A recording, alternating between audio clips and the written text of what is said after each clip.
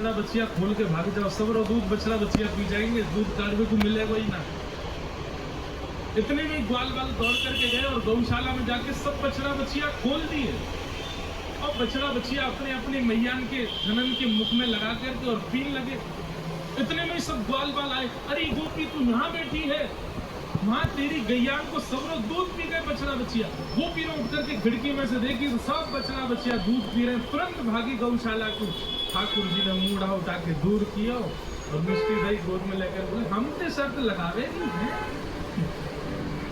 लेकर के बैठ गए। गोपी बोली मैया ऐसा उधम मचावे तुम्हारा लाला, अब बताओ कहाँ चले। अब मैया को हंसी भी आवे और भी मैं समझाऊंगी लाला को। ना ना मैया तुम हंस रहे क्यों। एक गोपी बोली मेरे संग जो भयो वो कोई के संग नहीं भयो होगा। बोले तेरे संग कहाँ भयो। बोले मैया मेरे पतिदेव को जन्मदिन और तुम्हारा लाला सुबह सुबह आयो, आकर के मुझको बोलो भाभी जी कहाँ कर रही हो। मैंने की लाला आज सत्यनारायण भगवान की पूजा घर में भोग बना रही हूँ, पंजीरी भून नहीं हूँ। फोन चला रही है। सब खड़े होकर के बोलो भाभी भोग मेरो ही लगा दे। तो सांची बताऊं असली दे तो नहीं हूँ, तू मेरो ही भोग लगा दे। ये पंजीरी मेरे सामने धर दे, मैं बैठ के भोग लगा दूंगा, सबको बांट दी। चल बाबड़े ऐसी आ जाए, सुबह सुबह नहा धोबे है ना, जय जय बने हमारी जान की। सुमैया इतनो बुरो मान गयो, आपके जन कुत्ता के दो पिल्ला ने उठा लाए। मैं तो रसोई घर में लगी और सत्यनारायण भगवान ने सिंहासन पर बिठा गया दोनों की। और जाते जाते बोल गो देख लियो अपने नकली जय जय को, देख कौन सी मौसी के जा रहे हैं तो महाराज पिल्ला बैठे वहां पे। ऐसा तो मेरो पूरो पूजा घर बर्बाद कर दो, फिर तो चौका लगाना पड़ो मौसी। और इतने में यहाँ को मन भरो नहीं, सत्यनारायण भगवान कथा में आए हो नहीं। फिर मैंने पूछवाई एक बालक से, मैंने अरे कन्हैया क्यों ना आए हो। बोले भाभी जी को तो बड़ा नाराज बैठो ना करो, यानी असली जय जय को अपमान किया जाके घर को पानी ना पीनी। रात्रि में जब सब कार्यक्रम निपट गए हो, पतिदेव मेरे 60 वर्ष के है गए, बहू सो रहे मैं सो रही, तब आयो तुम्हारो लाला। तो कौन सी खिड़की में थे अंदर आयो, हमारे बिस्तर पे चढ़ के मेरी चोटी और उनकी दाढ़ी बांध के भाज गए हो, गुर्र गांठ बांध के भाज गए हो। रात में पतिदेव प्यास लगी, जैसे ही उठे उनकी दाढ़ी खींचे, मेरी चोटी खींचे। मैं कहूँ कहा कर रहे हो, कहा कर वो कहा कर रही हो, दोनों कहा कर रहे हो, कहा कर रही हो, मैं निकल गए। सबरे बाल टूट गए मेरे पतिदेव के, जे उपहार दियो मेरे पति के जन्मदिन पर। मैया फिर हंसने लगी, समझाऊंगी समझाऊंगी। ऐसी ठाकुर जी की बाल लीला। लेकिन यशोदा मैया ने मन में सोची ये सबरी आ गई है, इनके सामने ने डांट कौन लाना है। ठाकुर जी बुलाए, जोर की आवाज लगाई कन्हैया। ठाकुर जी सो रहे हैं पल्ला में। मैया ने जैसी आवाज लगाई है, ठाकुर जी घबरा के उठ गए। बोले मैया ऐसी जोर से तो कभी ना बुलावे मुझे। ठाकुर जी जोर से अपनी आंख मीड़ी तो हमारा सब काजर फैल गो। बड़े बड़े ठाकुर जी के नेत्रन में जगन्नाथ भगवान बन गए। अब सुबह सुबह बालक उठे तो बेचारो चलो तो जाए ना बात, मैया गोद चाहिए। ठाकुर जी जैसे तैसे उतर करके नीचे आए। इतनी भीड़, जितने आप बैठे उतनी गोपी होंगी। मैया तुमको काई को डांट रही है। अरे लाला ये सबरी गोपी तेरी शिकायत करे, तेने यूं कियो या के घर यूं कियो।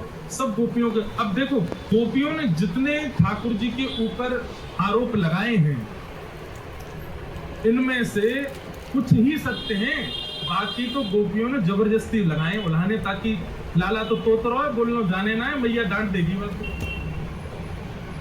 ठाकुर जी को जब एक बात कही जाए लाला तू मक्खन चोरी करे, ठाकुर जी मन में आवे हाँ करूं तो हूं, पर जब ये बात कहे तू बाकी पति की दाढ़ी आके चोटी से बांध के मार। अब ठाकुर जी ने सोचा जे मैंने कब किया, तो झूठ बोल रही है। तेने कुत्ता के पिल्ला ले जाके बैठा दिए जय जय की गद्दी पे, बोले जे मैंने कब किया। अब ये सब मन में विचार करें। अब छोटो बालक जल्दी उत्तर दे नहीं पाए, ठाकुर जी यशोदा मैया डांटने लगी तो ठाकुर जी तो रोने लगे और रोते रोते मैया से बोल रहे हैं भैया सवेरे हेते ही नंद बाबा बलराम जी के संग में गैया चरावे चलो जाऊंगे और 4 प्रहर तक बंसी बैठ में मैया धूप ताप गर्मी उमस और सबन को सहन करे तेरो लाला। ठाकुर जी ब्लैकमेल कर रहे हैं मैया और बीच बीच में सिस्कारी भर भर के रो रहे हैं। शाम है जाए मैया, थको हारो मैं तेरी गैयान को समेट के लेके आऊं वापस। जैसे मानो इनके बिना गैया चरेंगी ही नहीं, ऐसी बात करें। और या कितना छोटा सा मैं, तू खड़ी है जाए तो तुम नो देखो मैं, इतना छोटा सा लाला और इनके ऊंचे ऊंचे छिकान पे टंगी भाई मटकी में कैसे निकाल सकूं मैया? तू अपने मन पे विचार कर भैया। सांच ही कहे तो बताऊं, मैं जब अपनी गैयान को चरा करके लौटूं तब जे गोपी जबरदस्ती मेरा हाथ पकड़ के मेरे मुंह पे मक्खन लगा के चोर चोर चोर, देखो हमारे घर चोरी करके जा रहे हो। और मैया सांची पूछे तो जे छीका पे जब मटकी धरवे जावे तो इनसे मटकी फूट जावे, खुद फूट जावे। इस सास के डर के मारे मुंह पे इल्जाम लगा दे कि जे तोड़ के गए हो, जे खा के गए हो, जे चोरी करके गए हो। ठाकुर जी की बात सुन करके मैया तो बड़ी भावुक है गई। जब मैया ने भाव से में आई तो ठाकुर जी बोले अब ब्रह्मास्त्र छोड़ो। सो ठाकुर जी बोले मैया तू तो बहुत गोरी है, मैया तेरे मन में ये भावना नहीं है। इन सबन की बात सुन सुन के तेरे मन में ये भावना आ गई है, तेरे मन में कहां से आ जाएगी भावना?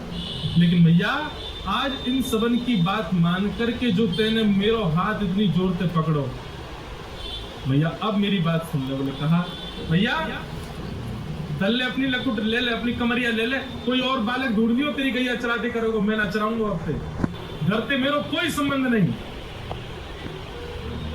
और मैया मैं तो जा रहा हूँ घर छोड़ करके, अब कहीं और रहूंगा, जमुना जी किनारे साधु महात्मा के पास रह करूंगा, बाबा जी के पास रहूंगा मैं तो। नेक्स्ट से गोपाल जी जैसे ही अपने घर से निकलने लगे, छोटे से गोपाल जी छोटे छोटे चरणन से जा रहे हैं। यशोदा मैया के हृदय में तो भाव उत्पन्न है कि दौड़ करके गई लाला को, अरे ना लाला भाजो सबरी गोपी भगा दे, सब भगो यहाँ से, मेरा लाला कहीं नहीं जाएगा।